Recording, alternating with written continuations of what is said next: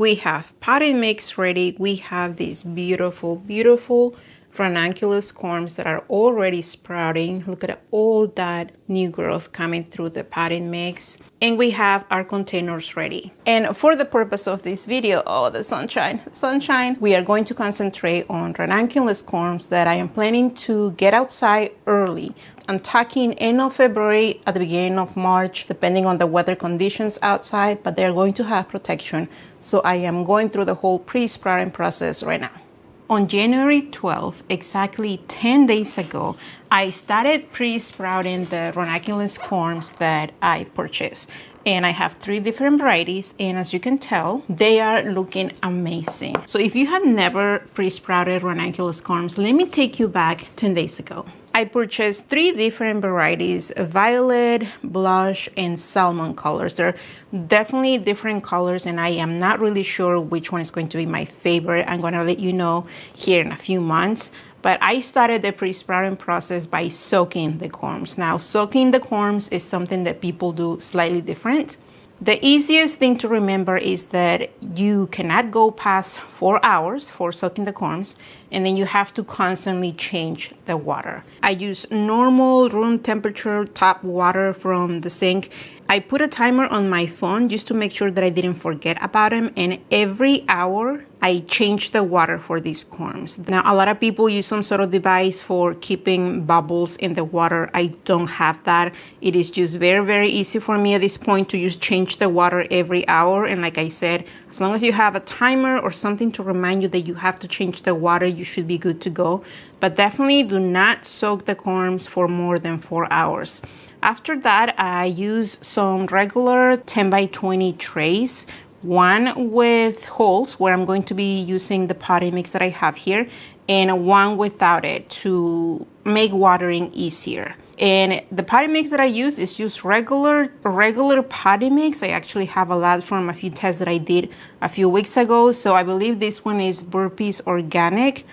It doesn't matter. As long as you use some good quality potting mix, you are good to go. I placed the corms by variety just to divide them and make sure that I didn't mix the colors. But if you only have one variety, it really doesn't matter. And the main thing to remember here is that you are placing the corms just so that you know which ones are going to sprout. I am not going to be keeping them here for weeks. They're only going to be here for 1-2 weeks, depending how well they sprout. And from there, they're going to be moved into their own containers individually. Now, I know that a lot of people do leave their corms here from the beginning for 3, 4, 5 weeks before they move them outside. If you want to go that route, if you don't want to do the potting up into big containers like I am about to do here, that is completely fine. My only advice for you will be to place the corms slightly apart from each other, because those roots are going to need room to develop. And believe me, even now when they don't have a lot of growth on top, I know that the roots are definitely already quite big in there. In order for these corms to sprout, they need a little bit of dark, but they definitely benefit from being in a cooler place. Now, some people feel different about this than others, but for me, placing them in a cool room, protecting them from direct light is key. And you can tell by the results. I am going to show you a couple clips of these corms when they were there for exactly 1 week. At 7 days, I noticed that there was a little bit of growth happening.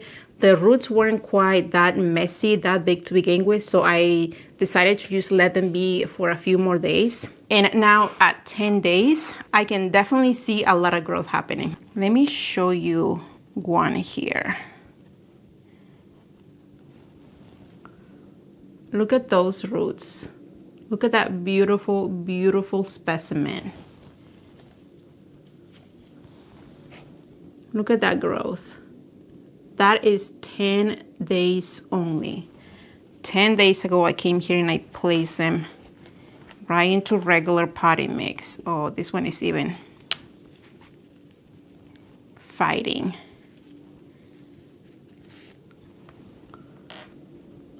Look at that. That is beautiful. Now, depending on the corms, you may have some that are tiny, that are very slow in getting going, and some others that are definitely quite up there, and that is definitely okay. at this size, these are perfect for me to know that this corm is alive and that it needs more room to develop. Look at that beauty. These are amazing. So what I'm going to do is that I am going to use these 3.3 inch containers from Bootstrap, and these guys are going to be placed here, and these are perfect. Now let me show you the reasoning behind not using regular 2.5 inch containers versus 3.5.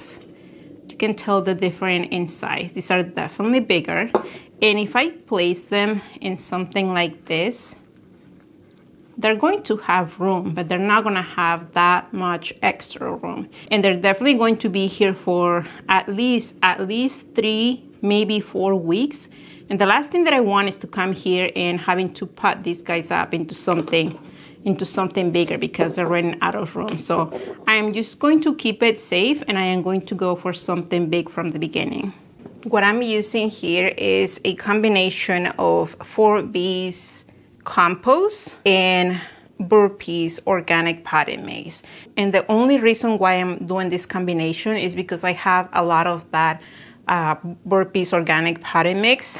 I have about 4 or 5 bags that I have to use. So I am going to be adding a little bit at a time into the mix that I'm going to be using. And whether I'm starting seeds, potting up, or doing anything here indoors with potting mix, I always add a little bit of water to the mix. This is a personal choice. I know that a lot of people like to use dry mediums. That is completely fine. Do what works for you. And the main 2 reasons for this is that 1, I don't have to be dealing with dry medium flying around as I work with filling up the containers. And 2, by me topping the containers a little bit with the potting mix, with the medium being a little bit wet, I don't have to worry later for the potting mix to settle when it's completely wet. So here is one of the biggest corms. You can probably see the corm right underneath there. Look at all those roots. That is wild. So I fill up a little bit less than half of the container. I am going to place this here, and I'm definitely going to cover. I'm going to completely cover that, and that is fine. That is it. For the corms that are slightly smaller, just going to place them on top a little bit more, and I'm still going to cover them. And that's pretty much what I'm going to do for every single corm that I have here. Look at that. That is a beauty.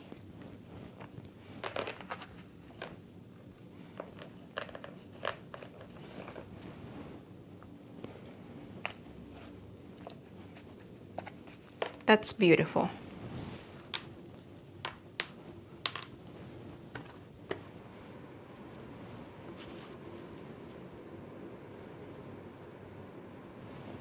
Now, sometimes you might get some corms where even though the rest of the same variety are developing beautiful, beautiful roots, some of them look like this. Some of them only have like a couple of roots, and some of them have absolutely nothing, no sign of being alive or anything. But this corm is actually nice and plump. There is nothing wrong with it visibly. So what I'm going to do here is, like this guy has a little bit of growth there and a couple of roots. This one is going to go by itself.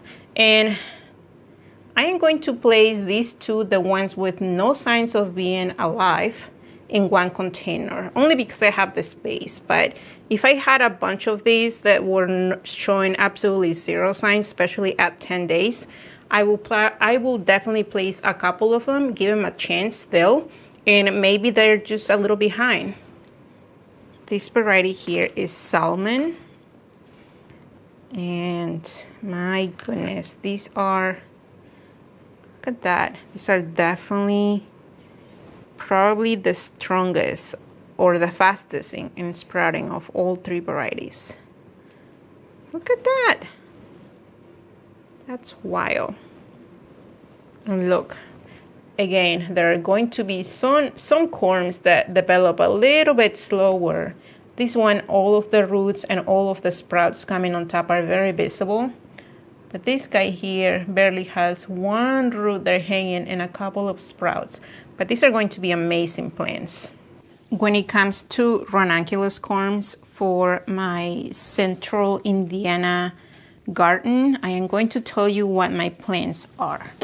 My last frost date here in central Indiana is the end of April, beginning of May. Officially is April 25th, but everybody here knows to wait until the first week in May for, you know, that last frost that always sneaks up on you at the end of April. I started these ranunculus corms on January 12th, trying to pre-sprout them. I am going to let them grow in these big containers for 3, possibly 4 weeks. And I hope that these plants grow big and nice and strong. My hope is that at some point towards the end of February that I can take them outside, plant them outside, and I will have to give them some sort of protection, a low tunnel or caterpillar tunnel, small hoops, low hoops, whatever you call them, in the raised bed where they're going to be. Right now, I do have one spot where I think that they're going to go perfect. Other than setting up for the low tunnel, I don't really have to do anything to that place. But I am planning to add a few more raised beds in my backyard. So ideally, that's where these guys will go. But I don't know if with the weather that we have been getting here in central Indiana, yesterday we were like high of 2. With the weather that we have been getting, I don't know that I can do anything outside. I have to remove some shrubs. I have to lay some cardboard to kill the grass, and I have to get my husband to help me get those beds. They're not going to be super tall beds. They're going to be about 4 inches in height, so I am not doing anything huge, but still it does take time and it does take decent weather to be out there working. And when it's temperatures like this, nobody wants to be outside. I have all of these ranunculus corms potted up, the ones that look alive, even the ones that didn't have any signs of growth, of being alive. I put them together in one container with 2 corms in one. I only did that for a couple of them, and I am completely fine if they don't make it, because I think that I'm going to have plenty of ranunculums. Right now, the plan is to keep them in this room under my LED lights. I'll probably have them back here in this shelving unit. I will not have the lights on just yet because I completely cover every sprout. I completely cover everything. Once I see the sprouts coming through, breaking through the potting mix, I will turn on the LED lights. I will probably keep them on for about 12-14 hours and see how they do. And I am very excited here in about, 2 to 3 weeks to give you an update on these ranunculus corms and show you how they're doing. I will definitely bring you along to show you how I transplant them outside, making the low tunnel that I'm planning to do.